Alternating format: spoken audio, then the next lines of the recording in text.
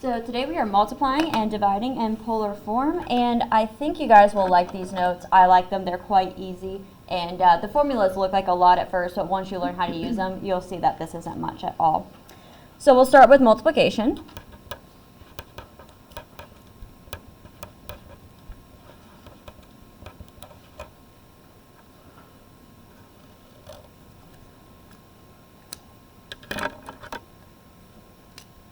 And you will not be given this on the test, so you will have to know this for the test.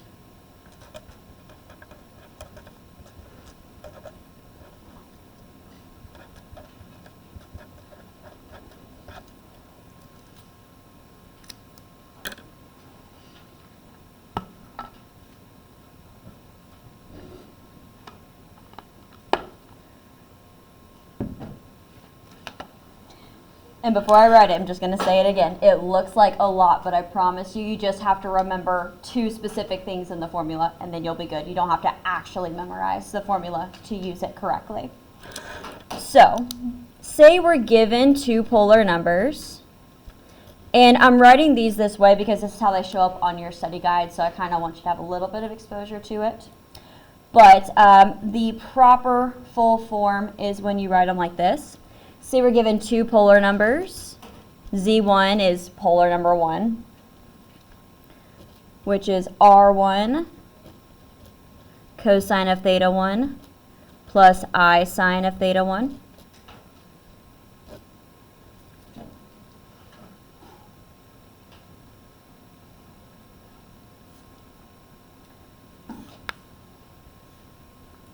And then you should recognize the polar form. I just have 1s for all the symbols. And then our second number, same thing but with 2s. Number Z2 is R2 cosine of theta 2 plus I sine of theta 2.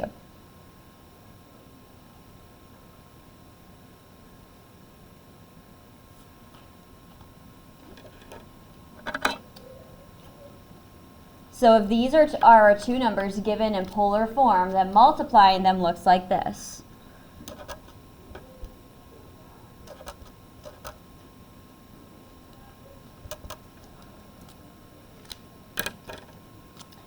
So here's the part you have to remember. What we do is we multiply the R values together.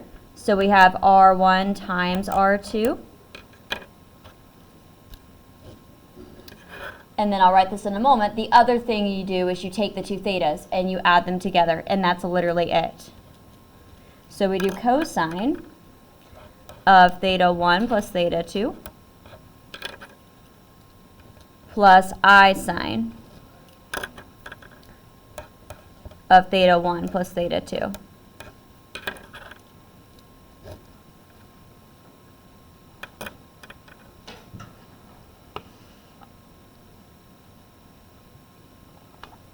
Devices closed for now, please.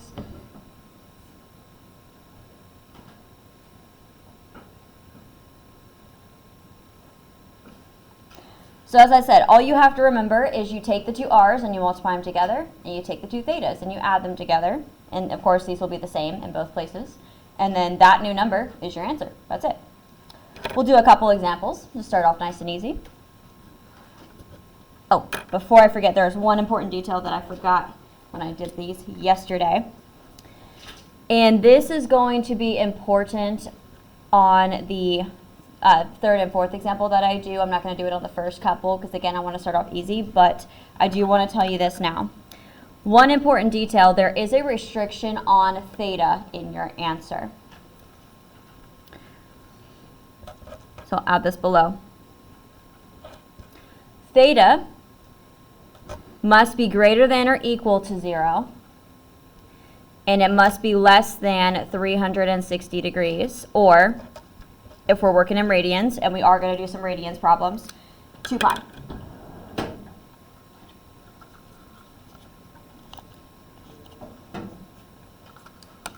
So when you get your final answer, make sure theta, essentially this means it's on the unit circle. If it's smaller than or greater than, then you have to fix it. You have to adjust it accordingly. Okay, now let's do an example.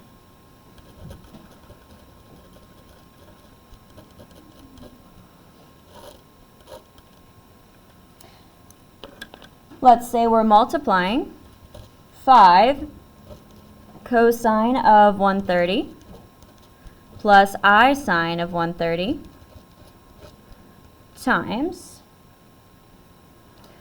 7 cosine of 200 plus I sine of 200.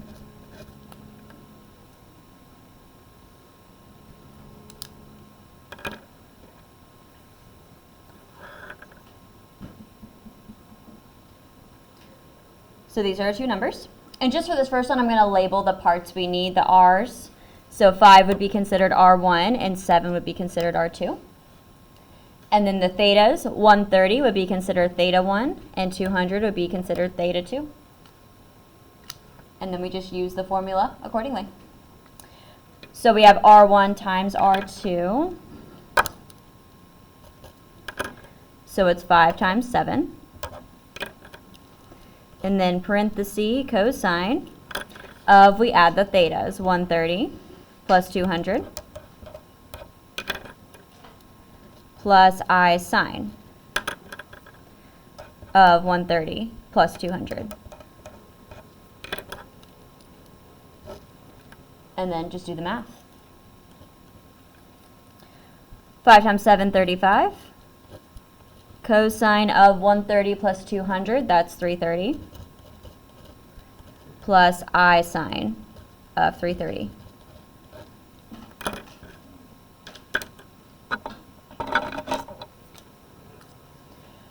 Our numbers were given in polar form, so keep your answer in polar form. This is it.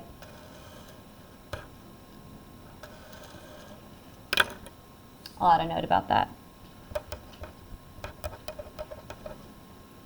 Keep answer in polar form.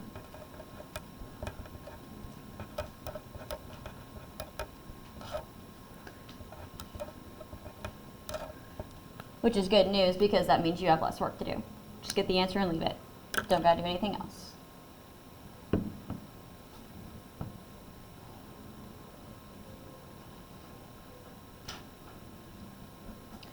And one more thing, when you get your answer, just make sure that your theta obeys the restriction. Clearly that's 330 is less than 360, so we're good. All right, let's do another one, but in radians. And this is where the calculators are going to be very helpful.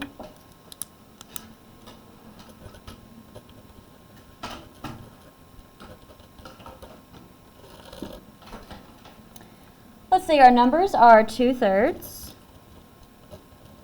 cosine of pi over 4 plus I sine of pi over 4 times 3/5 cosine of 2 pi over 3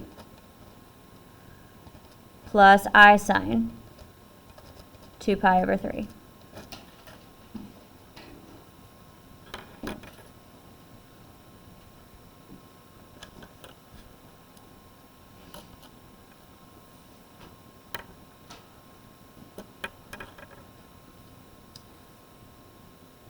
So just like before, we just multiply the r's together. 2/3 times 3/5.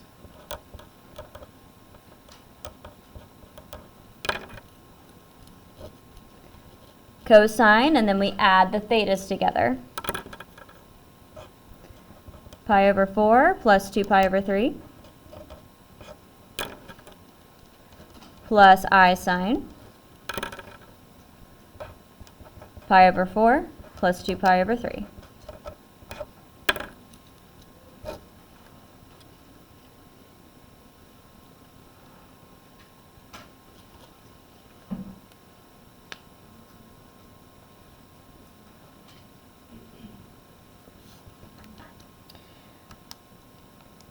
Now, I'm not assessing your ability to properly add and multiply fractions, so if you're comfortable in doing it on paper, that's fine, but please do check your answers in the calculator because it would be a little silly to lose points on something like that when you could just use your calculator for it.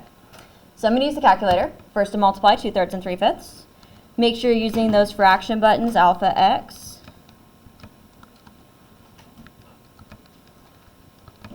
Two-thirds times 3/5, that is 2/5.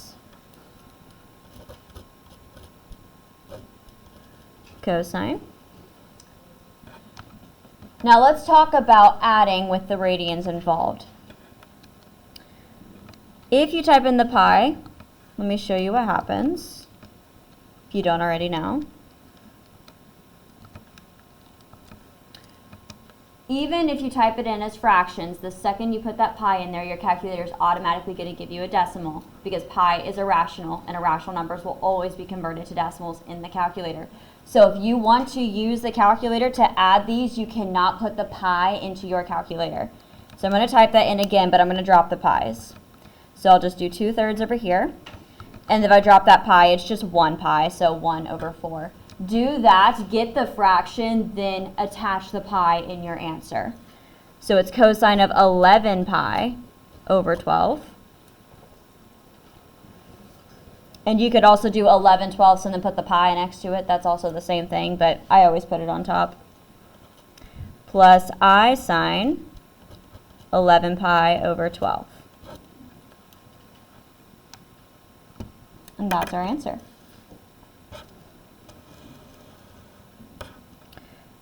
I'm going to make a note about the calculator, what I just mentioned, so if you want to write it down, you can. Don't include pi.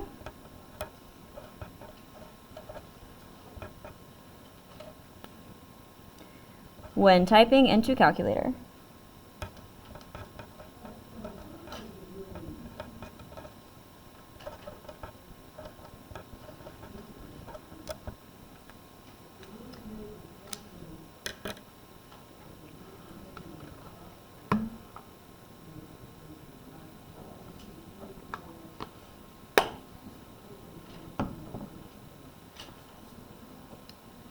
Questions over multiplication before we move to division?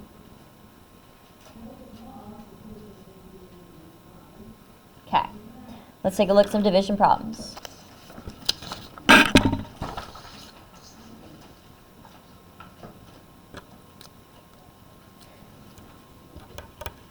Division.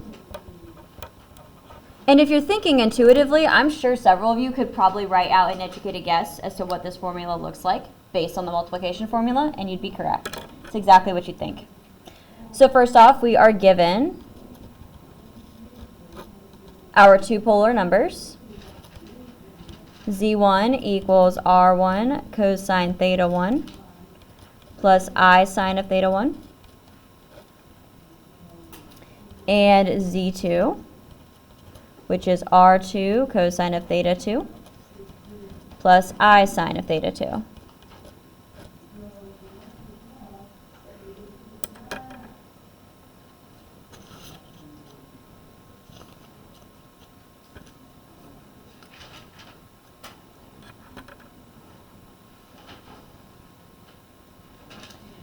So if we want to divide these numbers, that would be Z1 over Z2.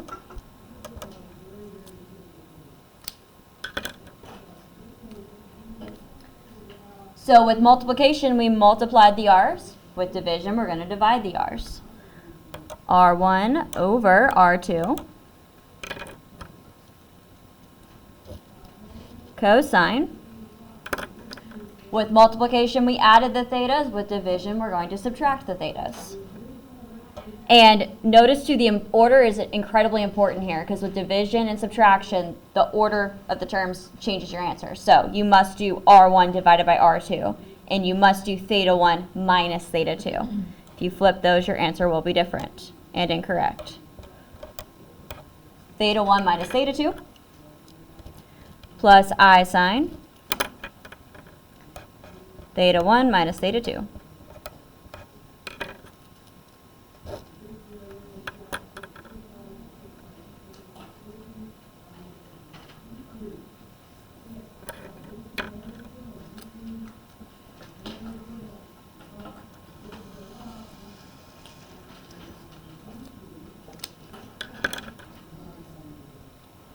We'll do two examples.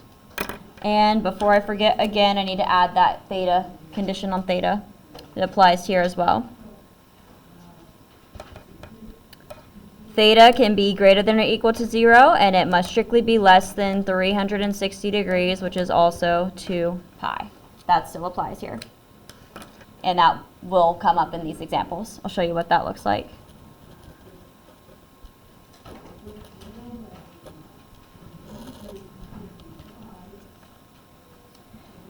First example, we have 20 cosine of 20 plus I sine of 20 all over 15 cosine of 100 plus I sine of 100.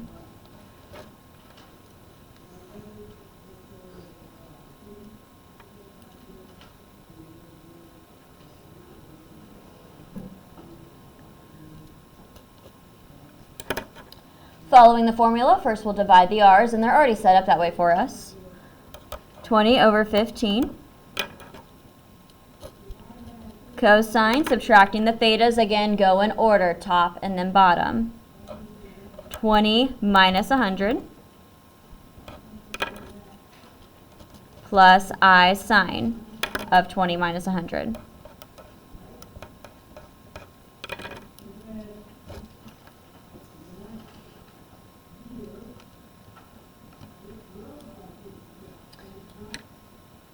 Over 15 you can reduce, and you can either do that in your head or with your calculator. Reminder, if you want to reduce in the calculator, type it in as a fraction and it will pop out the simplified version of that fraction. So we have 4/3. Cosine 20 minus 100 is negative 80 plus I sine of negative 80.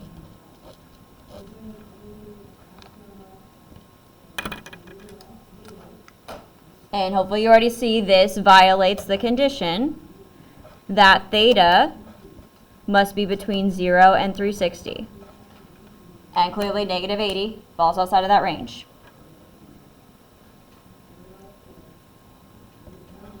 So negative 80 degrees is too small.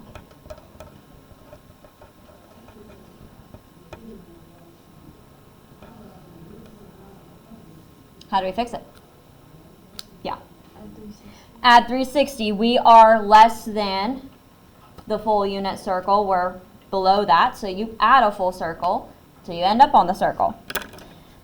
So negative 80 degrees plus 360.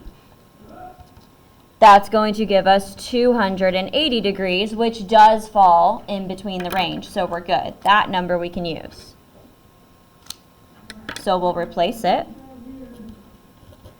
4/3 cosine of 280 plus I sine of 280. That is our answer.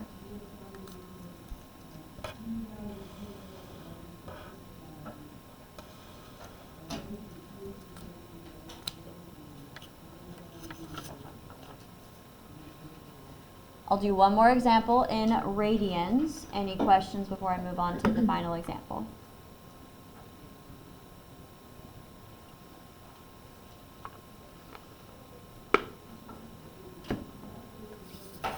Okay. Last problem.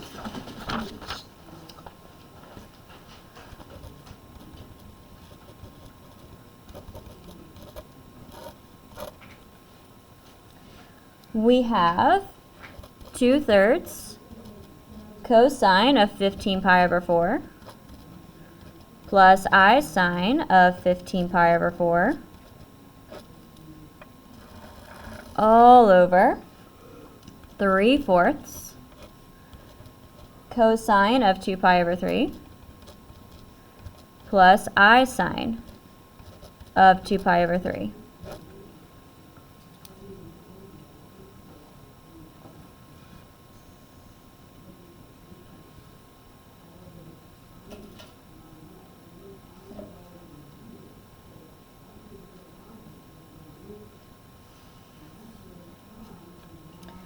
Dividing. We divide the r's first, 2/3 over 3/4.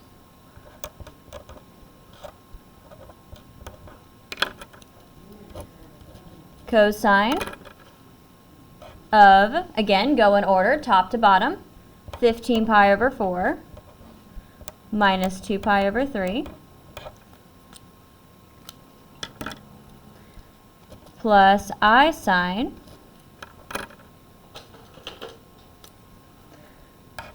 (15 pi over 4) minus 2 pi over 3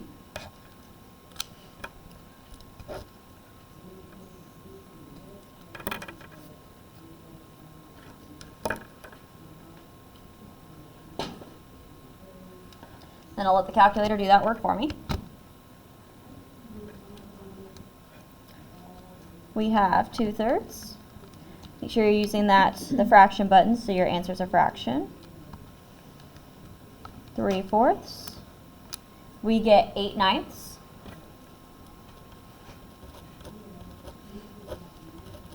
Cosine, and then when you type in the radians with the subtraction, don't include pi. We have 15/4 minus 2/3. 37 pi over 12. Don't forget the pi when you put it back in. Plus I sine of 37 pi over 12.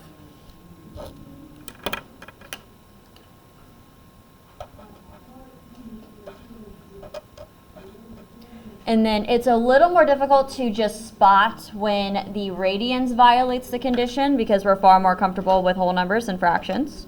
Most people are. But this does fall outside of the range as well. Let me show you how I know. Again, type in the fraction, but not as a fraction. I want it as a decimal. So I'm going to type in 37 divided by 12 without the pi. That's key here. So that, I'm going to round a little generously. This is about 3. So we have 37 pi over 12. That rounds to roughly 3 pi. Again, I'm not including pi when I get that number. So clearly, it's bigger than 2 pi. That's the point I'm getting here.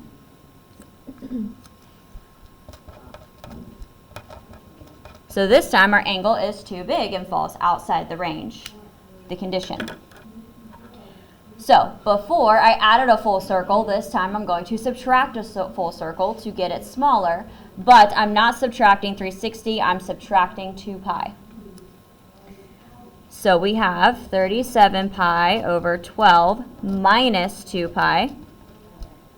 And then you can type it in just like that into your calculator, just drop the pi's.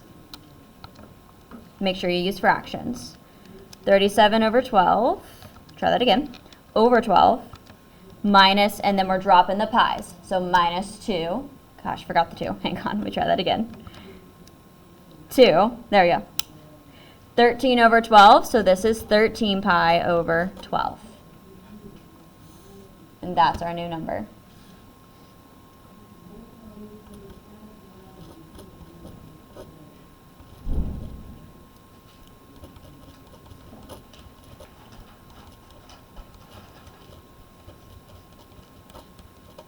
And 13 over 12, that's just a hair over 1, so I know it falls in the range.